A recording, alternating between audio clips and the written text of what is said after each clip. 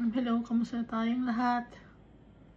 I am thankful to my Jesus, my friend, my Savior, my Redeemer, my Mediator, to the Almighty Father, for showing us the way to our Creator. So were it not because of Jesus Christ, you would never know our Father, who is powerful, full of grace and mercy, holy and righteous, the Creator of heaven and earth. And so we must exalt the name of Yahweh, for He is the Alpha and Omega. He created us in His image and likeness.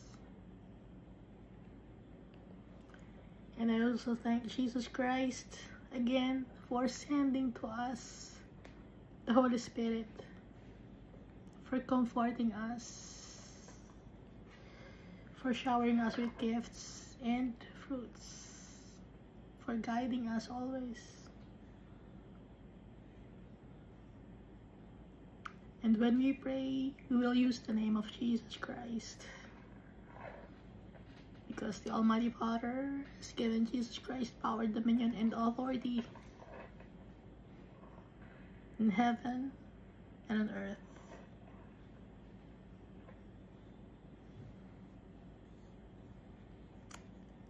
Si Jesus Christ yung reason kung bakit maganda ang tingin sa atin ni Almighty Father. Because of Jesus' holiness and righteousness, because of Jesus' obedience to the Almighty Father.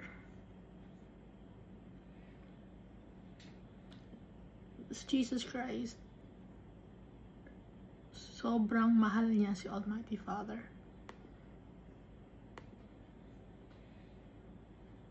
Na kahit buhay niya, ibibigay niya para kay Almighty Father, to please the Almighty Father.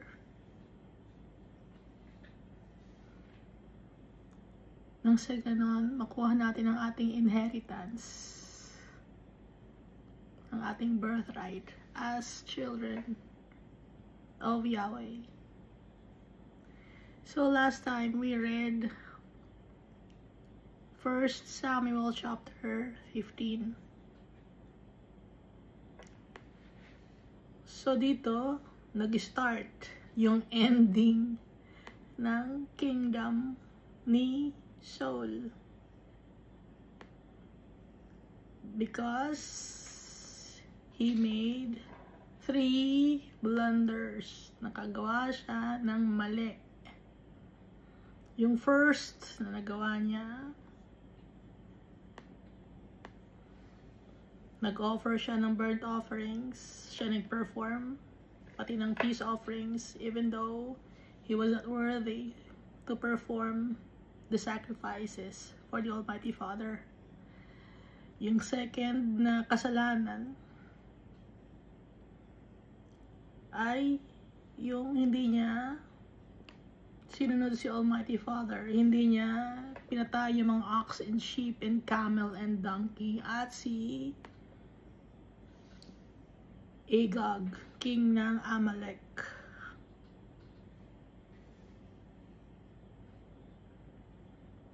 At yung pangatlo niyang kasalanan, gumawa siya ng sarili niyang monumento para sa kanya. He set up a monument for himself. Dito sa verse 12 of 1 Samuel chapter 15.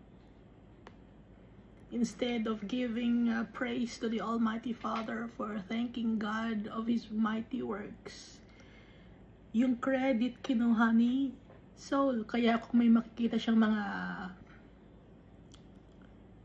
soldiers or men of valor, kinukuha niya to be his soldiers. So si Saul tumitingin sa panglabas na kaanyuan ng tao.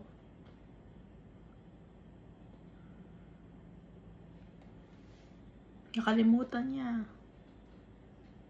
na siya ay anointed by the Almighty Father. Nag-focus siya sa sarili niyang kalakasan.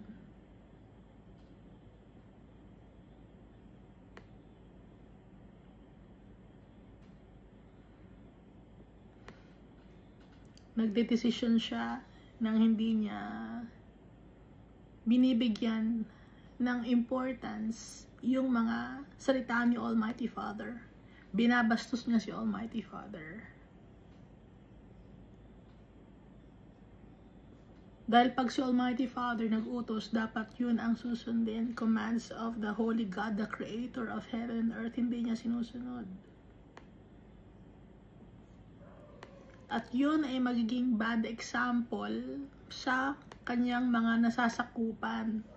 Sa mga Israelites, bad example yun. Na yung king nila ay disobedient kay Almighty Father. So, yung mga tao naman ngayon makikita nila na disobedient si King Saul kay Almighty Father. Gagayahin naman nila ngayon si Saul. Ay, disobedient naman si Saul. Kahit anointed siya ni Almighty Father, disobedient siya kay Almighty Father, gagayahin na rin natin. So, tinanggal siya ni Almighty Father bilang king. Hindi naman kapapatuloy ang kanyang kingdom kasi ang plano dapat ay yung kanyang mga descendants, no? Pero si Almighty Father, alam na niyang mangyayari to. Alam na niya. At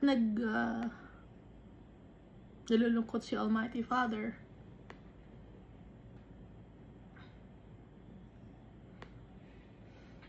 Nakalagay dito, no? The Lord regretted that he made Saul king over Israel. So si Almighty Father making himself accountable. He's owning the responsibility. Si Almighty Father, kahit na Diyos siya, nasasaktan siya. So tayo, kung si Almighty Father, ganito ang ugali ni Almighty Father, tayo pa ba, hindi natin gagayahin si Almighty Father? The Creator of heaven and earth, humble, loving,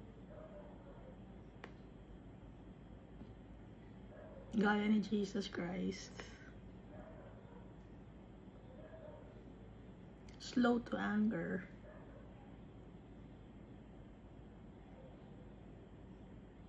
napakabait ni Almighty Father.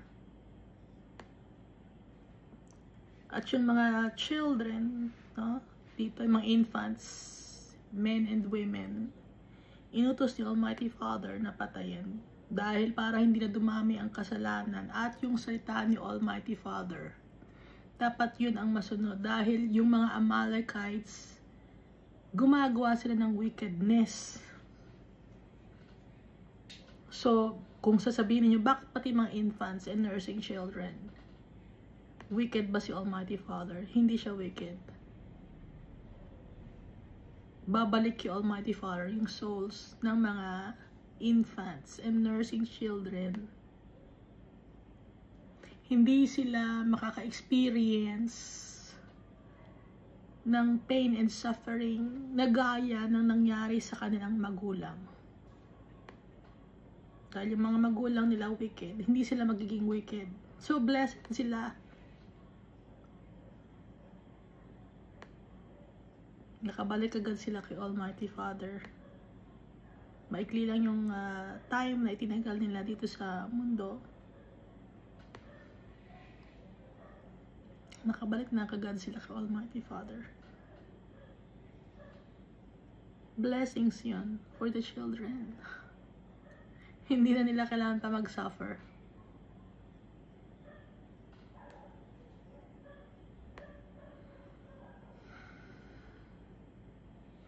At nakalagay dito, no? The strength of Israel will not lie nor relent. Hindi magsisinungaling ang strength of Israel. Bakit binanggit ng strength of Israel? Dahil itong si King Saul, sinasakop niya yung pagiging strength of Israel. Feeling niya siya yung strength of Israel. Kaya gumawa siya ng sarili niyang monumento. Imagine, sa sobrang yabang niya, gumawa siya ng sarili niyang monumento. Samantalang dati naman, ang tingin niya sa sarili niya maliit. Yung kasabihan na naka-experience ka lang ng konting angat sa buhay, naging mayabang ka na. Ganun si Saul, naka-experience lang siya ng panalo sa mga wars, naka-experience lang siya ng konting ginhawa sa buhay, naka-experience siya ng wealth, fame, tsaka ng power. Sa mga ganong bagay, kinalimutan niya si Almighty Father.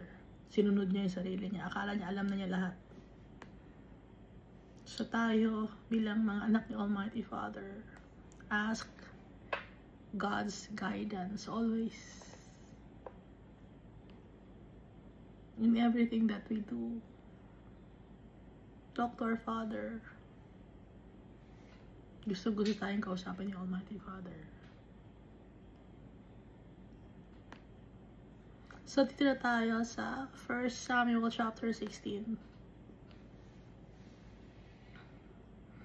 Dahil nga tinanggal na yung kingdom of Israel kay Saul, alam na ni Almighty Father na may kapalit na at ang napili niya ay si David.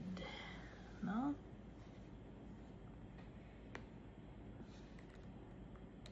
So, si David, bata pa siya. Si Saul, matanda na siya, di ba? May anak na siya nung maging king siya. Ang anak niya ay si Jonathan. So, yung mga age niyang mga 40 to 45, no? Ito si David naman, medyo kaedad niya ng konti. Si Jonathan. David means beloved. So, basahin natin. 1 Samuel chapter 16. Now the Lord said to Samuel, "How long will you mourn for Saul?" Kasi si Samuel, napamahal na rin sa kanya si Saul. Kasi anointed si Saul by the Almighty Father. Nalulungkot si Samuel para kay Saul. Ibang mga tao ay buti nga tanggalin na yan. Hindi ganoon ang mga anak ni Almighty Father. Nalulungkot ang mga anak ni Almighty Father. Pag may isa sa mga kapatid natin na nagkakasala, nalulungkot tayo, hindi tayo magiging masaya.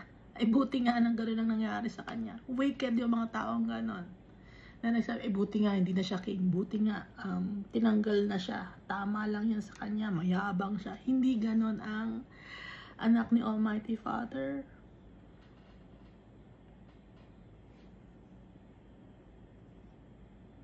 Buti nakaranas siya ng paghihirap. Gumapang siya sa lusak.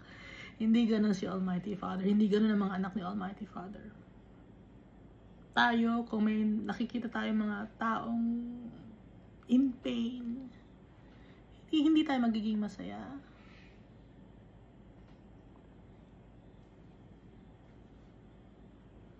Yung mga tao na nagiging masaya sila pag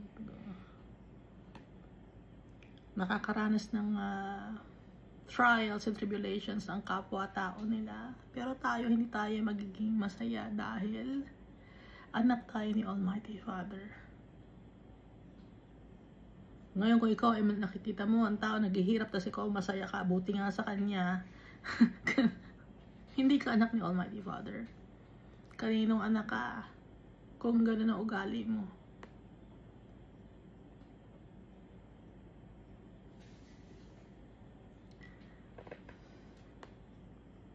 Tuloy natin, ano? Umpisa pa lang pala to. Now the Lord said to Samuel, "How long will you mourn for Saul? Seeing I have rejected him from reigning over Israel." Nireject ko na siya. Hanggang kailan ka magluluksa? Hanggang kailan ka malulungkot? Fill your horn with oil. Oil for anointing, no? Lagyan mo ng oil. Yung horn mo.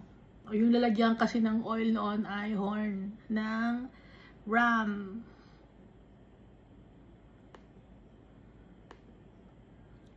Or ng goat, no? Fill your horn with oil. And go. I am sending you to Jesse the Bethlehemite. So, taga Bethlehem si Jesse. For I have provided myself a king among his sons. Pumili ako ng king sa kanyang mga anak na lalaki. Sabi ni Almighty Father.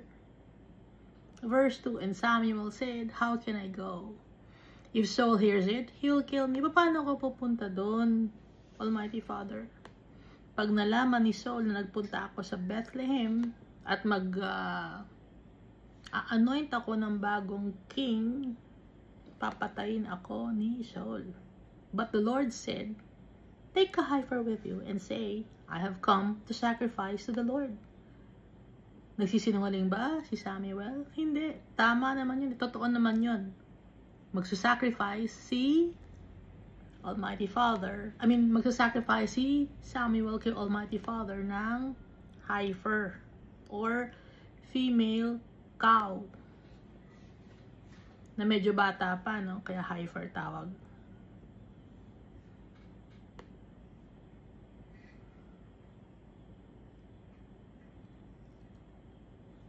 Yung Ark of the Lord, nasa Kirjath Jearim pa rin. Nasa Judah, malapit sa Bethlehem.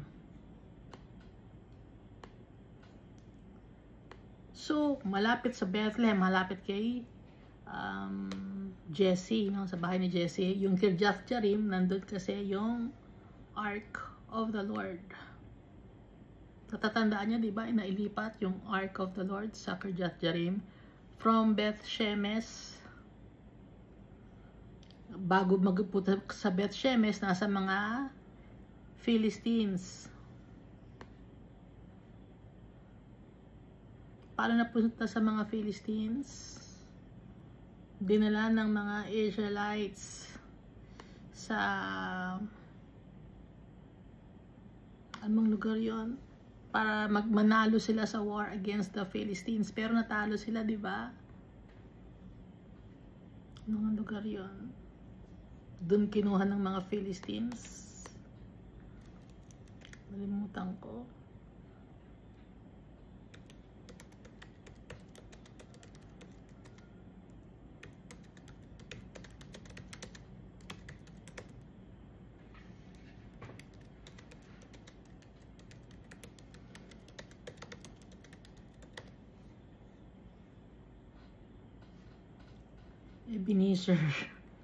Ebenezer, no? Nasa 1 Samuel chapter 4.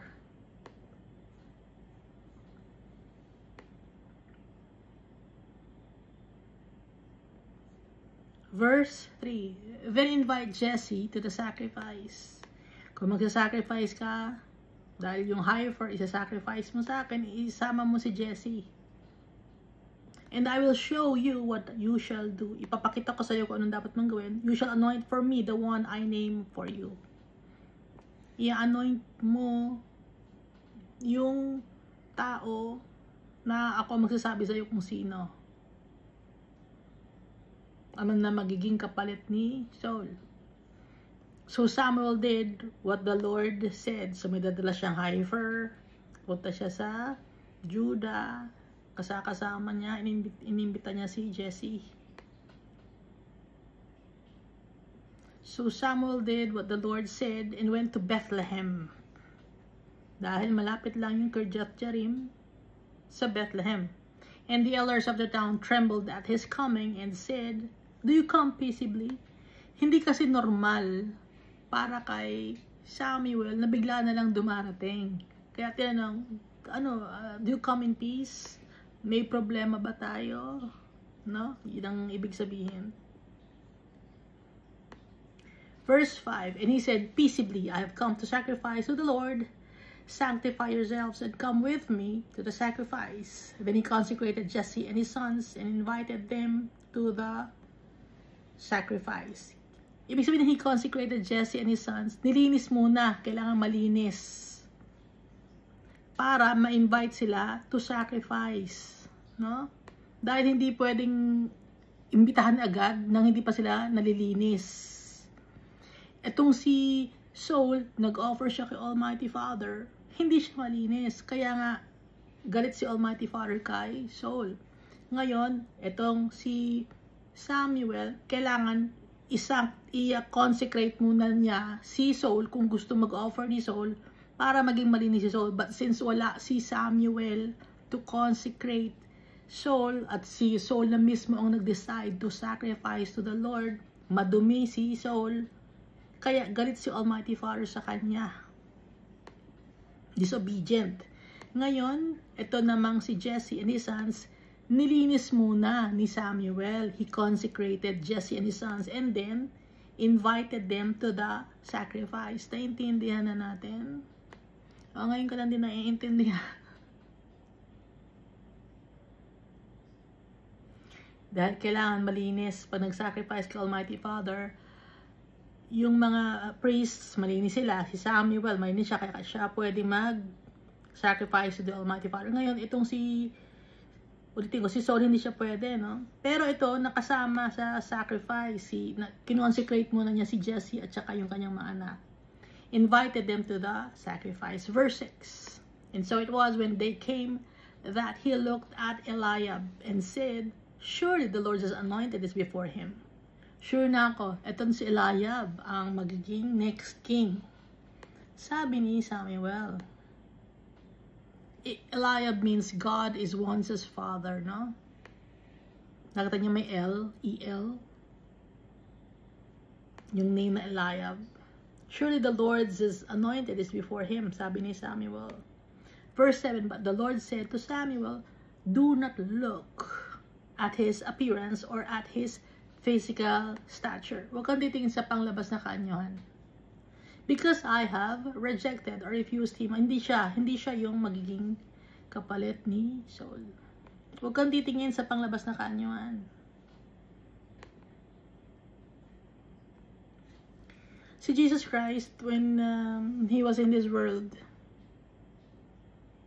hindi siya attractive physically. No? Nakalagay sa Isaiah chapter 53, verse 2. For he shall grow up before him as a tender plant and as a root out of dry ground. He has no form or comeliness, and when we see him, there is no beauty that we should desire him. So, si Jesus Christ, hindi siya attractive. Unlike itong si King Saul. Pero alam natin na yung katawang panglabas natin na ito, yung katawan natin na ito, hindi sa panglabas ng katawan natin nakatingin si Almighty Father, sa heart natin. At saka si Jesus Christ, yung tunay niyang katauhan, yung tunay niyang itsura, maganda siya. So nakatago yung itsura niya sa isang comeliness facade, no? Maintindihan natin. So itong katawan natin, nasisira to, kaya wag tayong mag-depend sa katawan natin, sa itsura natin. Pero hindi natin mapigil, di ba? Ako din, hindi ko rin mapigil kasi insecure ako, no? Naamin ko, insecure ako. Kaya ganito yung itsura ko. Kalipstick ako. Kasi na-insecure ako, ha? Pero dati ang araw, magiging maganda na tayo. At hindi na tayo papangit. Papalitan yung katawan natin ng ibang katawan. Bibigyan tayo ni Almighty Father ng bagong damit na maganda. So, balikan natin, no? Verse 7. But the Lord said to Samuel, do not look at his appearance or at his physical stature, because I have refused him. For the Lord does not see as man sees. Si Almighty Father, hindi siya tumitingin kung ano ang nakikita ng tao. For a man looks at the outward appearance. Di ba ganun ang tao? But the Lord looks at the heart. Ngayon, bakit si King Saul ang napili niya? Si King Saul, nung makita, di ba? Siya ang pinakagwapo sa buong Israel. Siya ang pinakamatangkad sa buong Israel. Dahil yung mga tao, ina-expect na yun ang ganon ang nasa isip nila na king. Kaya yun ang ibigay ni Almighty Father sa kanila. Alam ni Almighty Father na mga tao tumitingin sa panglabas ng kanyon.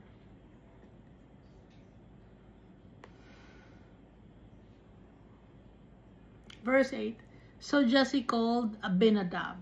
Abinadab means my father is willing, and made him pass before Samuel, and he said, neither has the Lord chosen this one. So dumaan si Abinadab. Ito ba? Si Abinadab, iniisa-isa ni Jesse yung mga anak niya. Ito si Abinadab. And made him pass before Samuel. And he said, neither has the Lord chosen this. Hindi siya. Sabi ni Samuel. Then Jesse made Shammah pass by. Shammah, dumaan ka nga dito. Shammah, ito si Shammah. Anak ko to. Ganun, no? And he said, neither has the Lord chosen this one. Thus Jesse made 7 of his sons pass before Samuel. Pinakilala niya, ito yung anak kong panganay, ito si Abinadab, ito si Eliab, nakilala mo na siya, ito si Shammah, ayan, ito mga anak ko, 7 yan, mga anak ko na yan eh. And Samuel said to Jesse, the Lord has not chosen these. Wala sa kanila ang napili ni Almighty Father. Verse 11, and Samuel said to Jesse, are all the young men here? Nandito ba lahat ng mga anak mo? Sabi ni Samuel kay Jesse. Then he said, there remains yet the youngest. Meron. May isa pa akong anak, yung pinakabunso ko. Pinakabata yun. Bata pa yun eh. And there he is, keeping the sheep. Andun siya, nag-aalaga ng mga sheep. Hindi pa yun, bata pa yun. Kasi nga, itong si King Saul, di ba? Ano na siya, 40s na siya, maging king siya. Etong si David, bata pa, kaya hindi niya ina-expect ni Jesse. At hindi rin ina-expect ni Samuel. And there he is keeping the sheep. And Samuel said to Jesse, send and bring him, for we will not sit down till he comes here. Hindi tayo uupo, hindi tayo aalis sa kinatatayuan natin hanggang din dumarating yung anak mong bunso. Sabi ni Samuel. Verse 12, so he sent and brought him in. So pinatawag si David at pumasok si David. Now he was ruddy. Ruddy means mapula. Bakit mapula or ruddy? R-U-D-D-Y. Ruddy siya. Reddish ang skin niya or rosy cheeks siya. Bakit? Dahil nga siya ay nag-aalaga ng mga sheep, no? Na sunburn siya. Namula-mula yung kanyang mga pisngi. With bright eyes or beautiful eyes. Maganda yung mata ni David. And good looking. No? Pero ang pagkakaiba nga lang, itong si Saul, siya ang pinakagwapo sa buong Israel. Ito namang si David, good looking, ruddy, and bright eyes. No? Describe itsura. And the Lord said, arise, anoint him, for this is the one. Siya yung pinili ko magiging king. Sabi ni Almighty Father. Bakit nakakausap ni Samuel? Because Samuel hears a voice behind his ears, the voice of the Almighty Father. Kahit wala sa kanya yung Urim and Thummim. Kasi hindi naman siya priest, no? Wala siyang ephod, underneath the breastplates ng ephod, nandun yung Urim and Thummim. Wala naman dalang ganon si Samuel. Ano ang dala niya? Oil to anoint David. Verse 13, then Samuel took the horn of oil and anointed him in the midst of his brothers. And the Spirit of the Lord came upon David from that day forward. So Samuel arose and went to Ramah. Uwi na ng Ramah si Samuel. So nung inanoint ni Samuel as king si David, nasa kay David na ang Holy Spirit of the Lord.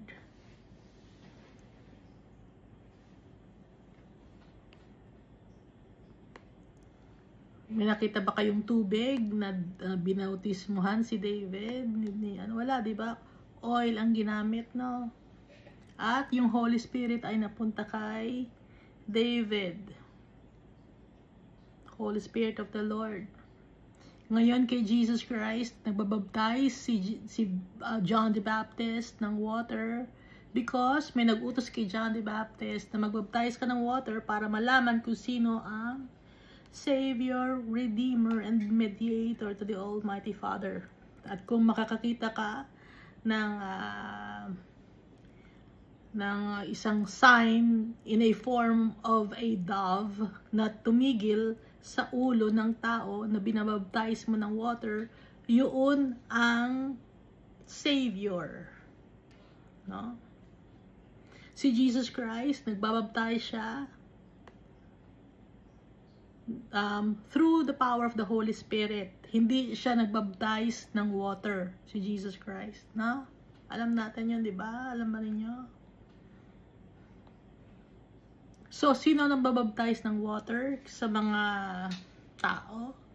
Ang nagbabaptize ng water sa mga tao ay mga apostles and disciples. Pero, mismong si Jesus Christ, nagbabaptize siya through the power of the Holy Spirit. Hindi niya kailangang gumawa pa ng tubig. No? Alam natin, di ba? Hindi niyo ba alam?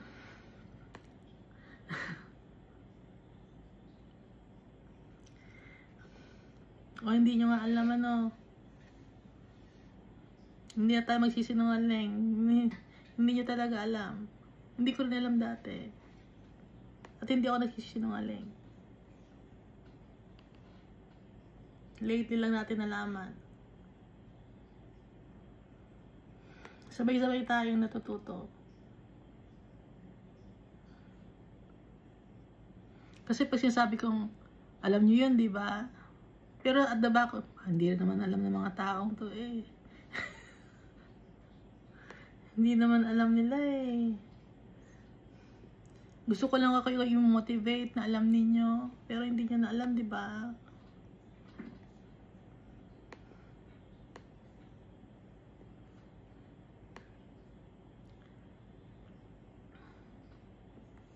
Verse 14, but the Spirit of the Lord departed from Saul. So, yung Holy Spirit of the Lord, na kay David na, pero umalis na kay Saul.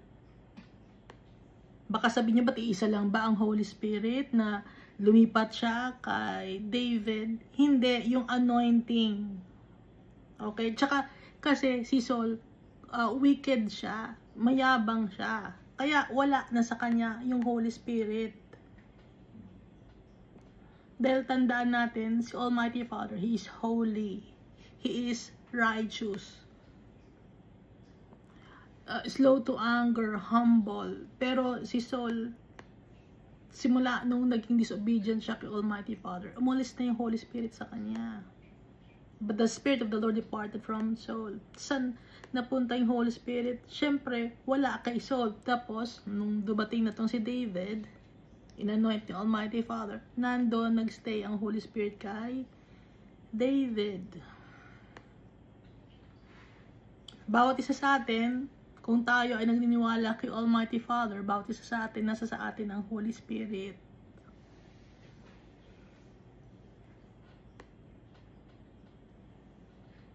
Verse 14, but the Spirit of the Lord departed from Saul. Wala na kay Saul yung Holy Spirit, no? Ano nangyari kay Saul ngayon? And a distressing spirit from the Lord troubled him.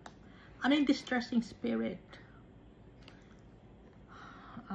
Depression. Nagkaroon siya ng depression. Nagkaroon siya ng mental issue. Sa ngayon, ang tawag ay mental issue, bipolar, obsessive compulsive disorder, pero ang totoo, it is a distressing spirit.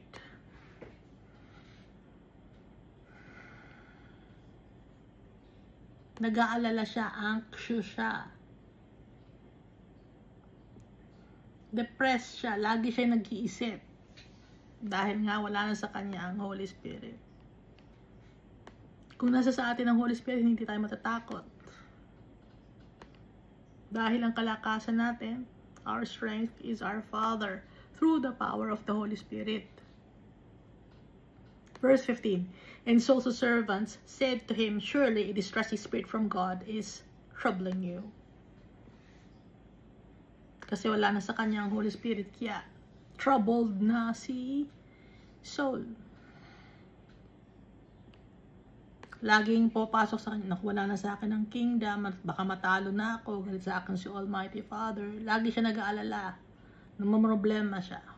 Verse 16, let our master now command your servants who are before you to seek out a man who is a skillful player of the harp or on the harp. A servant niyo ako, sabi ng servant. Utusan niyo ako. Maghahanap ako ng isang lalaki na marunong mag-play ng harp or musical instrument. So, ang musical instrument nun, walang gitara nun, walang drums, walang kung anong ano. Ang meron nun, shofar, harp, no? Yun, at saka yung tambourine, no? And it shall be that he will play it with his hand when the evil or distressing spirit from God is upon you, and you shall be well.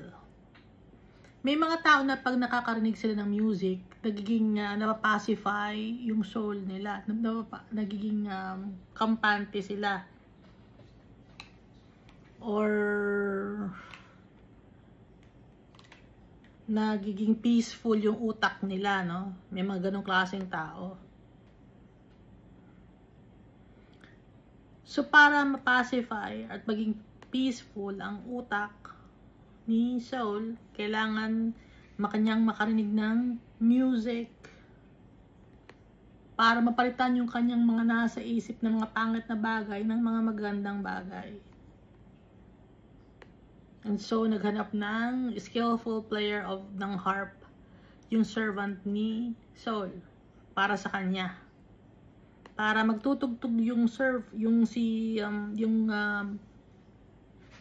magpa-play ng harp kung nagkakaroon ng inaatake ng anxiety si Saul. Anxiety and depression. Verse 17, so Saul said to his servants, provide me now a man who can play well, and bring him to me. O sige, magpadala ka sa akin ng isang lalaki na marunong mag-play ng harp.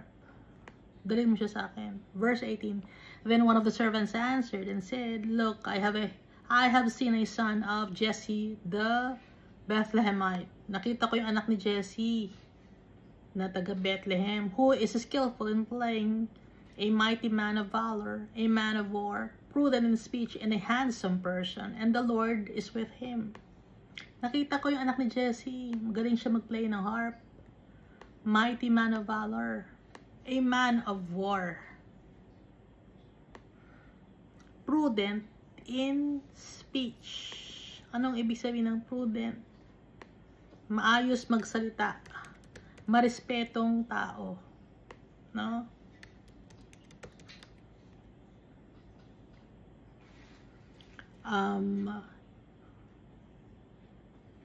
Knowledgeable person, sensitive and keen when it comes to dealing with different kinds of people. Yun, ibig sabihin ng prudent in speech. And a handsome person, meaning easy on the eyes. Si itsura. And the Lord is with him. Verse 19, therefore, Saul sent messengers to Jesse and said, send me your son David, who is with sheep. Ipadala mo sa akin yung anak mo si David. Diba, nag-aalaga siya ng sheep.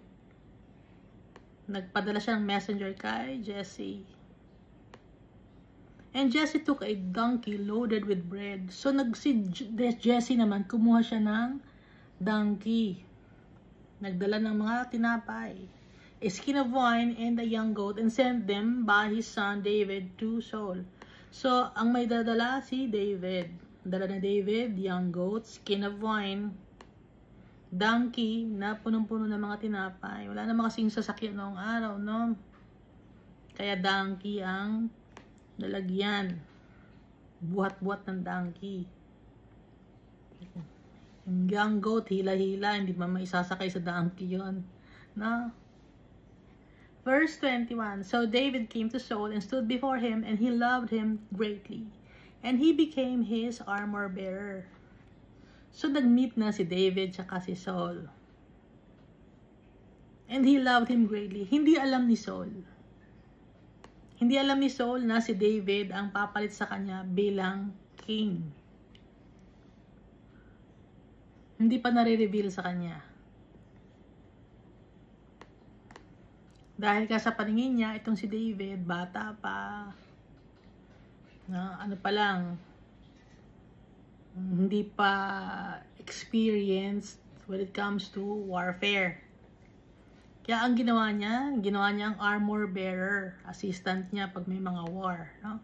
Then Saul sent to Jesse saying, Please let David stand before me, for he has found favor in my sight. Gusto ko si David. Dito muna si David sa akin. Magtatrabaho siya sa akin. Sabi ni Saul kay Jesse. And so it was, whenever the spirit from God was upon Saul, that David would take a harp and play it with his hand. Then Saul would become refreshed and well, and the distressing spirit would depart from him. So, nawawala yung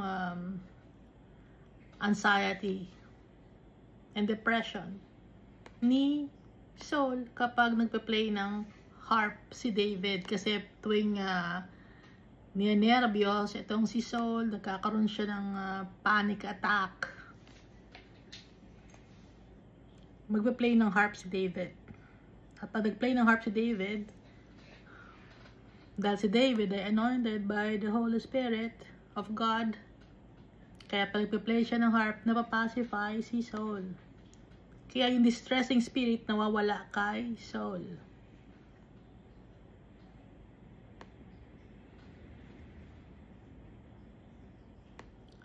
Dito tayo, 1 Samuel chapter 17. So dito sa 1 Samuel chapter 16, hindi pa nare-reveal kay Saul na si David ang papalit sa kanya bilang king, no?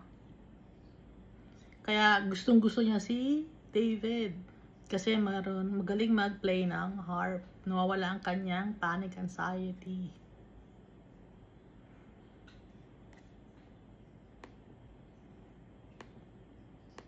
Iba yung anxiety and depression, ano? Yung anxiety sa future, anxious ka for the future, yung depression, yung mga bagay na nangyari sa iyo in the past. So verse 17 of 1 Samuel, Now the Philistines gathered their armies together to battle, and were gathered at Sochoh, which belongs to Judah.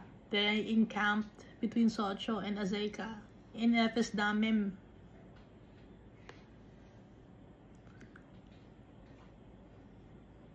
Sikat ang Philistines dito, no? Sa 1 Samuel chapter, buong 1 Samuel, no? Laging Philistines ang mga nakakalaban nila.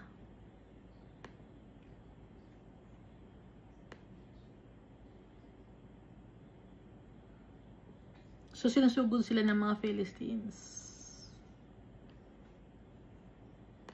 Alam natin na yung Philistines, malapit yun sa Judah. Yung teritoryo ng mga Philistines, yung Gaza, Ekron, Gath, Ashkelon, ano ba yun? 5 lugar yun, diba? Na sakop ng Philistines. Kasi 5 ang king or lords ng Philistines. Malapit sila sa Judah. They encamped between Sochoh and Azekah in Ephes Dammim. And Saul and the men of Israel were gathered together, and they encamped in the valley of Elah. and drew up in battle array against the Philistines.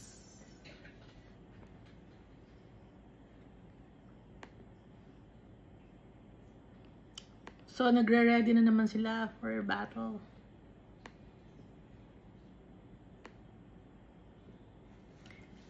Nagkakaroon ng battle not because gusto ng Philistines. Inaalaw ni Almighty Father. Lahat ng mga bagay na nangyayari, inaalaw ni Almighty Father. All for the glory of His name. So, ito, pag may mga sumusugod ng mga Philistines kay Saul, ito naman kay sa chapter 17, may Philistines na naman. Inaalaw to ni Almighty Father para ipakita ni Almighty Father ang kanyang kapangyarihan. Na siya ang gumagawa ng lahat ng bagay to save His children. So tayo, araw-araw, nakakaranas tayo ng Philistines sa buhay natin. Mga trials and tribulations. Inaalaw ni Almighty Father. Bakit? It's a test. Makakapasa ba tayo sa test? Every day, may test tayo. There are times na mabagsak tayo sa test. There are times na pasado tayo. Pero wag tayong bibitaw kay Almighty Father. Magkasala tayo uli. Almighty Father, I'm sorry. No? Nakakalimot ako sa iyo. Nakalimutan kitang i-acknowledge. I'm sorry, Almighty Father. Magpapakumbaba ako sa iyo. Ganun ang gusto ni Almighty Father. Lagi tayo magpapakumbaba. Kasi anak niya tayo. At papatawad niya tayo. Because of Jesus Christ. Ginawang napakadali na tayo ay humingi ng kapatawaran. Unlike before, sa Old Covenant, napakahirap humingi ng mercy and grace kay Almighty Father. Kasi kailangan mo pang mag-burn ng mga sacrificial animals for, ang tawag to? Praise offering, burnt offering, sin offerings, thanksgiving offerings. Ngayon, lahat sinakop na ni Jesus Christ. Kaya napakadali na para sa atin. Kaya nga, it's a better covenant. Yung ngayon.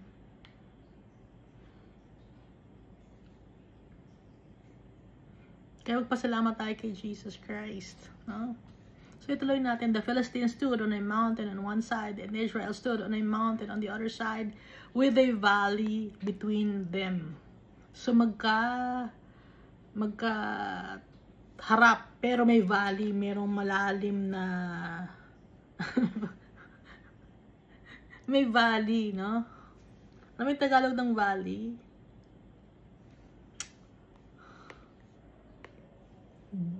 Valley in Tagalog. Lambak. Lambak ba?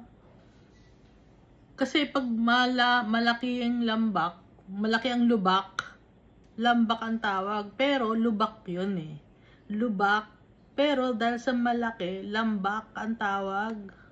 Ang galing. Kasi lubak yun dahil nga nasa magkabilang mountain, ano. Tapos may parang lubak. Pero pag malaki pala, na valley tawag lambak. Ang katunog, ang galing, di mo? Now, verse 4. And the champion went out from the camp of the Philistines, named Goliath, from Gath, whose height was 6 cubits in a span. Merong champion. Ano nang sabihin ng champion? Yung kanilang, ito ang aming panlaban. Meron kaming panlaban dito, meron kaming panakot dito, sabi ng mga Philistines. Andito. Kala niya mananalo kayo sa amin. Meron kami dito, pinakamalakas to sa buong Philistines. No? Dito sa verse 4. And a champion went out from the camp of the Philistines named Goliath. Pangalan pa lang, nakakatakot na, no? Ano ibig sabihin ng Goliath? Pangalan pa lang, Parang ano na, no? Gorilla. Exile or sojourner. Ibig sabihin ng Goliath. Uncover, expose, remove. Sa tao, sa buhay natin, meron mga Goliath. No? May dapat tayong tanggalin sa buhay natin. I-uncover natin, i-remove natin. Ano yung Goliath sa buhay natin? Yung wala tayong faith kay Almighty Father, yung mga kasalanan natin, tanggalin natin. Mga nakatagong kasalanan.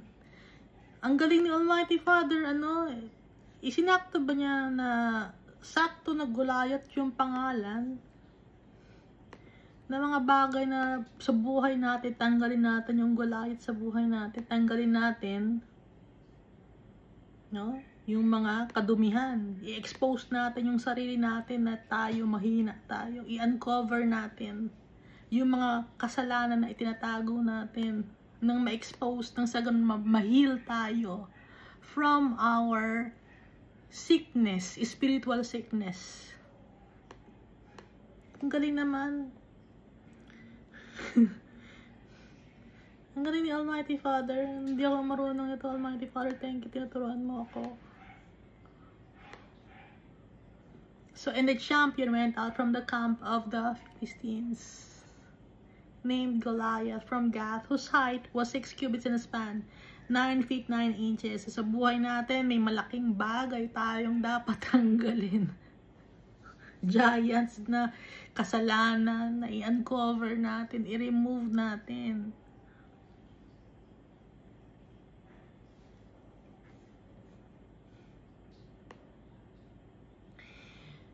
I-surrender natin kay Almighty Father yung Goliath sa buhay natin.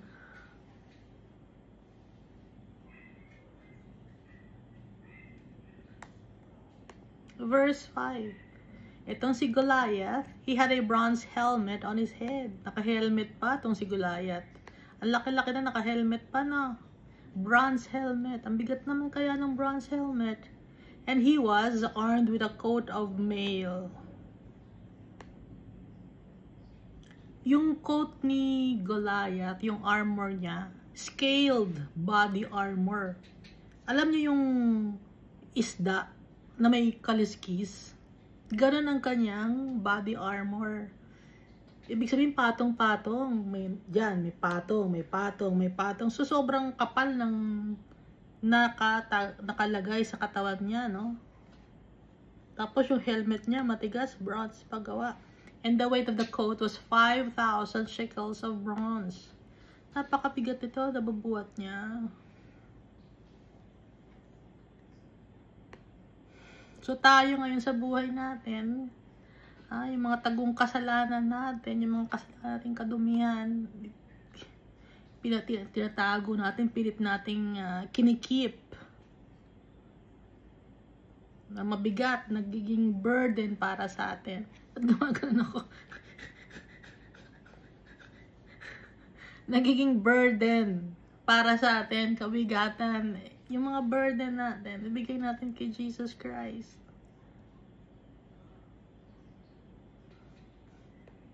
Anong sabi ni Jesus Christ tungkol sa burden? For my burden is light.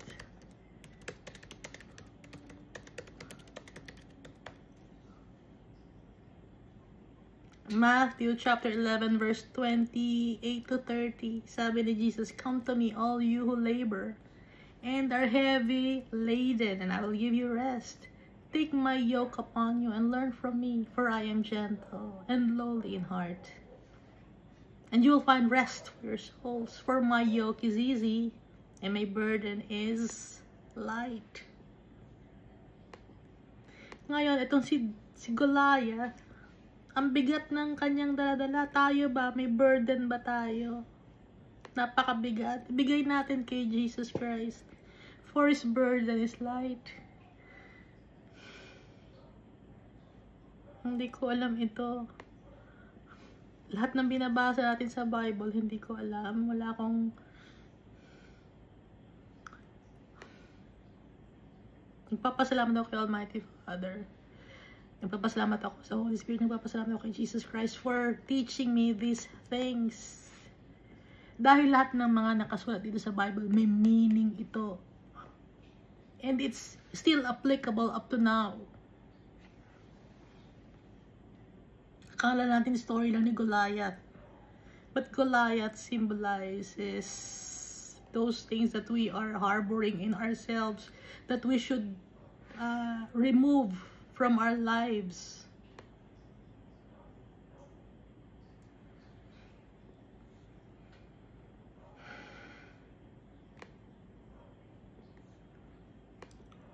So ito si Goliath, no? Malaki at makapal yung kanyang covering. Verse 6, and he had bronze armor on his legs, and a bronze javelin between his shoulders. Meron pa siyang bronze armor on his legs. Naka-cover pa pati ang kanyang paa. Sa kanyang legs. May covering pa, may armor pa siya sa kanyang legs. Bronze, mabigat din. And a bronze javelin between his shoulders. Alam mo yung javelin, yung parang spear na mahaba. Di ba merong sport na javelin? Javelin throwing. Ganon. Meron siyang hawak-hawak na ganon. Grabe naman tong si Goliath na to.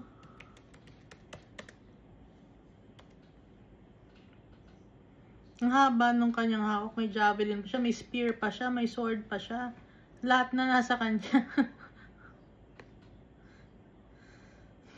So tayo ba? Meron ba tayong dadalang javelin? May armor. May Goliath sa buhay natin.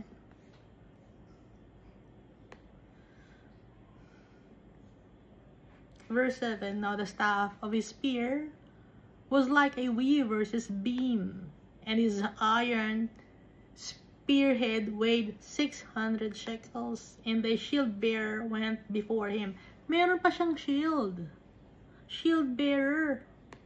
Meron pa siyang taong shield bearer. Maliban siya, meron pa siyang shield bearer. May taong taga-buhat ng kanyang shield.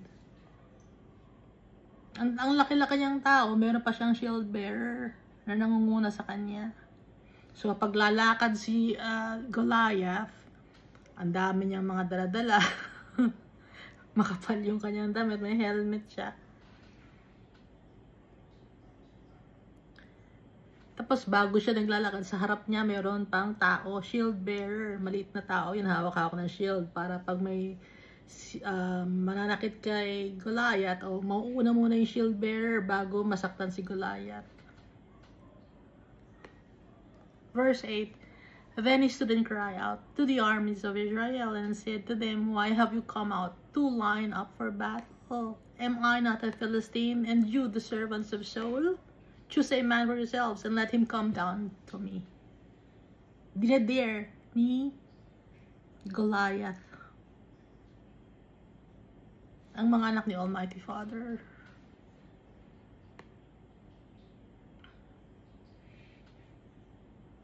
Mayabang si Goliath.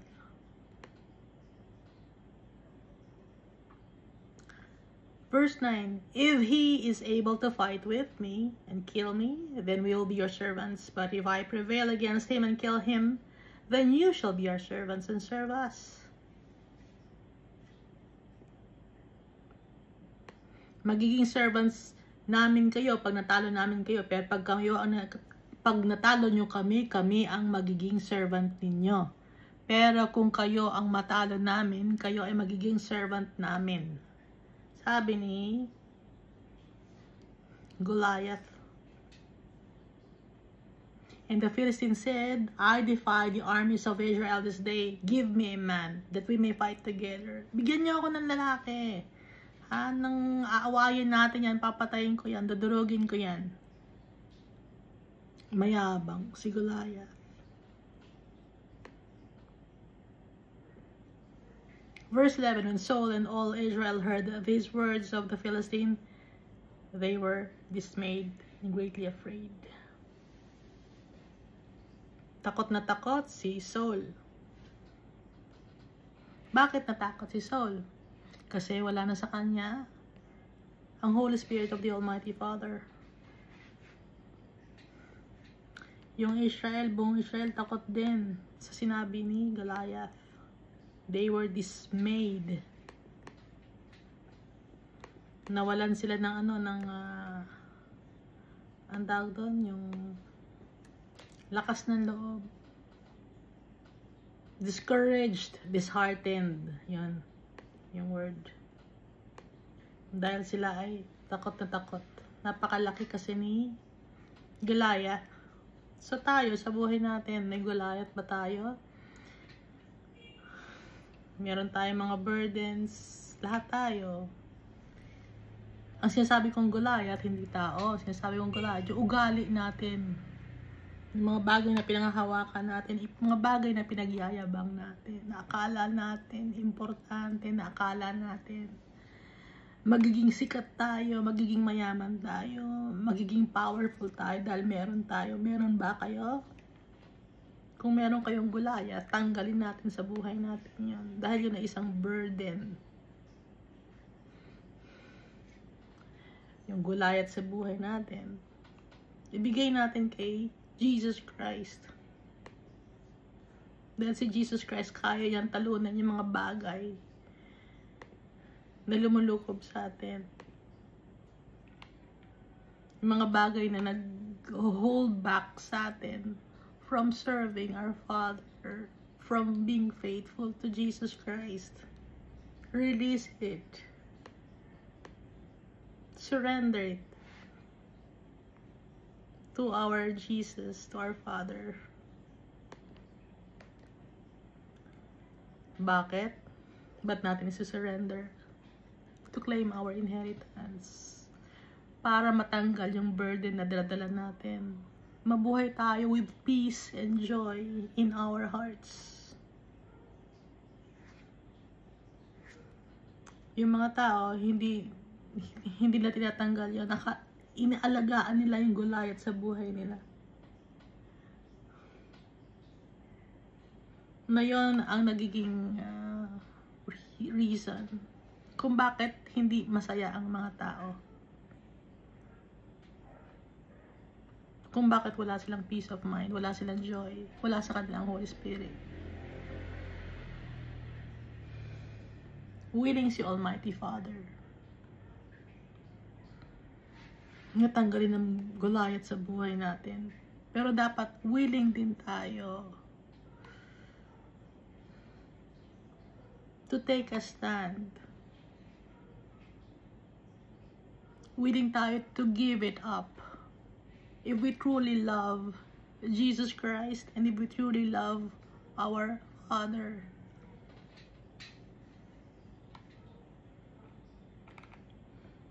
Dahil ang purpose natin sa mundo na to, alam na natin, di ba? Ang purpose natin sa mundo na to is to serve our Father, to love Him, and to be with Him. To reign with Jesus Christ. God created us because He loves us. Yun, alam na ninyo yan, di ba? Truly, alam na ninyo yun.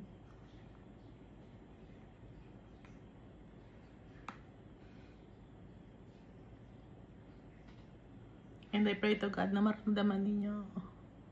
Nakausapin kayo ni Almighty Father.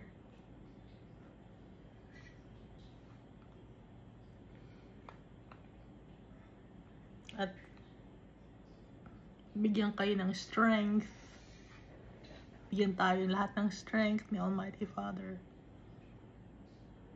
To give it all to Him.